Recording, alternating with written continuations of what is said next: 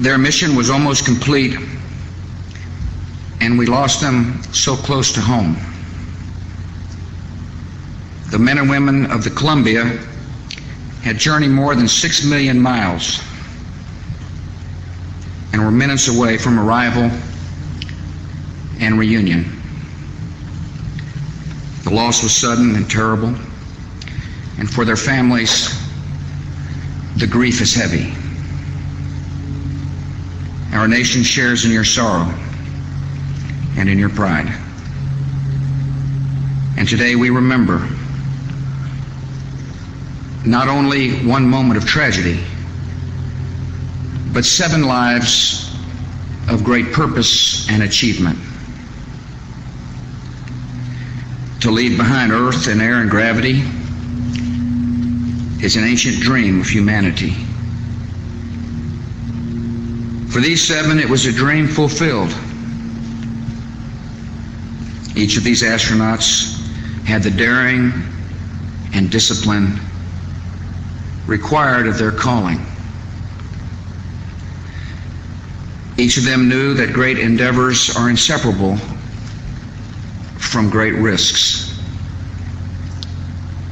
And each of them accepted those risks willingly, even joyfully, in the cause of discovery. Rick Husband was a boy of 4 when he first thought of being an astronaut. As a man, and having become an astronaut, he found it was even more important to love his family and serve his Lord. One of Rick's favorite hymns was "How Great Thou Art," which offers these words of praise. I see the stars, I hear the mighty thunder, thy power throughout the universe displayed. David Brown was first drawn to the stars as a little boy with a telescope in his backyard. He admired astronauts, but as he said, I thought they were movie stars. I thought I was kind of a normal kid. David grew up to be a physician, an aviator who could land on the deck of a carrier in the middle of the night, and a shuttle astronaut. His brother asked him several weeks ago what would happen if something went wrong on their mission. David replied, this program will go on. Michael Anderson always wanted to fly planes and rose to the rank of lieutenant colonel in the Air Force. Along the way, he became a role model, especially for his 2 daughters and for the many children he spoke to in schools. He said to them, whatever you want to be in life, you're training for it now. He also told his minister, if this thing doesn't come out right, don't worry about me. I'm just going on higher. Laurel Sultan Clark was a physician and a flight surgeon who loved adventure, loved her work, loved her husband and her son. A friend who heard Laurel speaking to Mission Control said, there was a smile in her voice. Laurel conducted some of the experiments as Columbia orbited the Earth and described seeing new life emerge from a tiny cocoon. Life, she said, continues in a lot of places, and life is a magical thing. None of our astronauts traveled a longer path to space than Kalpana Chawla. She left India as a student, but she would see the nation of her birth, all of it, from hundreds of miles above. When the sad news reached her hometown, an administrator at her high school recalled, she always said she wanted to reach the stars. She went there and beyond.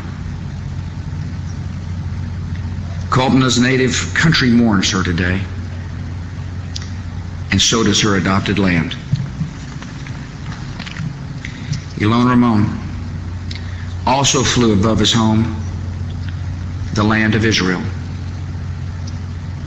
He said, "The quiet that envelops space makes the beauty even more powerful. And I only hope that the quiet can one day spread to my country." Elon was a patriot, the devoted son of a Holocaust survivor, served his country in 2 wars. Elon said his wife Rona left us at his peak moment, in his favorite place, with people he loved. The Columbia's pilot was Commander Willie McCool, whom friends knew as the most steady and dependable of men. In Lubbock today, they are thinking back to the Eagle Scout, who became a distinguished naval officer and a fearless test pilot. One friend remembers Willie this way: "He was blessed, and we were blessed to know him." Our whole nation was blessed to have such men and women serving in our space program. Their loss is deeply felt, especially in this place, where so many of you called them friends. The people in NASA are being tested once again. In your grief, you are responding as your friends would have wished, with focus, professionalism, and unbroken faith in the mission of this agency. Captain Brown was correct. America's space program will go on. This cause of exploration and discovery is not an option we choose. It is a desire written in the human heart. We are that part of creation which seeks to understand all creation. We find the best among us, send them forth into unmapped darkness, and pray they will return. They go in peace for all mankind, and all mankind is in their debt. Yet some explorers do not return, and the law settles unfairly on a few. The families here today shared in the courage of those they loved, but now they must face life and grief without them. The sorrow is lonely, but you are not alone. In time, you will find comfort and the grace to see you through. And in God's own time, we can pray that the day of your reunion will come. And to the children who miss your mom or dad so much today, you need to know they love you, and that love will always be with you. They were proud of you, and you can be proud of them for the rest of your life. The final days of their own lives were spent looking down upon this earth. And now on every continent, in every land that they could see, the names of these astronauts are known and remembered. They will always have an honored place in the memory of this country. And today, I offer the respect and gratitude of the people of the United States. May God bless you all.